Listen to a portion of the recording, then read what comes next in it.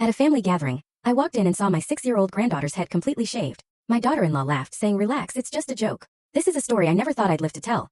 A story about the day my heart shattered into 1,000 pieces and then slowly, painstakingly began to heal. It's about a moment of unspeakable cruelty that forced me, a grandmother, to wage war for the safety and dignity of my sweet granddaughter. It was my son Michael's birthday party, and I arrived with Monica's favorite homemade chocolate cake, expecting her usual joyful rush. I pictured her golden braids bouncing as she'd shout, "Grandma Emily," but when I walked into the living room, something felt horribly wrong. There she was, my 6-year-old Monica, huddled in a corner, head bowed, wearing a huge bright pink baseball cap.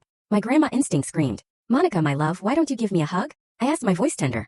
She looked up, her big eyes brimming with unshed tears. Tears no 6-year-old should ever have to hold back. "Grandma, I can't take off my hat," she whispered, her lip trembling. "Mommy says I look ugly without it." My hands began to shake. I gently lifted that oversized cap, already dreading what I'd find. What I saw broke my soul. Her beautiful blonde hair, the hair I'd so lovingly braided countless times, was gone. Not cut, but brutally, mercilessly shaved to the root, as if an industrial razor had scarred her tiny scalp. "Oh my God," I gasped, unable to hold it in. "Who did this to you?" Monica just started to cry.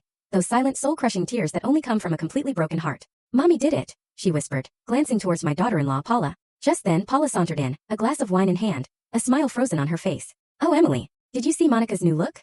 she chirped, laughing. "Doesn't it look modern? It's the new fashion." "Modern," I repeated, disbelief curdling into a bitter taste in my mouth. "Paula, how could you do this to a child?" She shrugged, utterly nonchalant. "It was necessary. This kid never wanted to wash her hair, always cried when I tried to comb it. So I decided to solve it once and for all. But she's just a 6-year-old girl." I yelled, my own rage finally erupting. "How could you shave her entire head?" Paula took another sip of wine. "It's just hair, Emily. It grows. Besides, it's a joke. Don't you see? She's overreacting. Kids these days are so dramatic." A joke. She called the trauma she inflicted on my grandchild a joke. I looked at Monica, who had hidden behind my legs, trembling like a scared little bird, her tiny hands clutching my dress. "A joke," I repeated slowly, each word laced with poison. "You consider humiliating your own daughter a joke?" Paula rolled her eyes. "Oh, Emily, don't be so dramatic. It's just hair. In 2 months, it'll have grown back a little." But I knew Monica. I knew how proud she was of her golden hair, how it sparkled when I made special braids.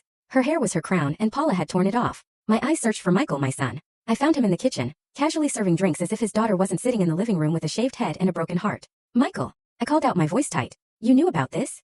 He turned, a mix of discomfort and resignation in his eyes. "Mom, Paula decided it was for the best. Monica's hair was always tangled, and you allowed your daughter to be shaved like a military recruit?" Tears of indignation welled up. Michael sighed. Full story on the channel. Link below. Click now and watch what happened next.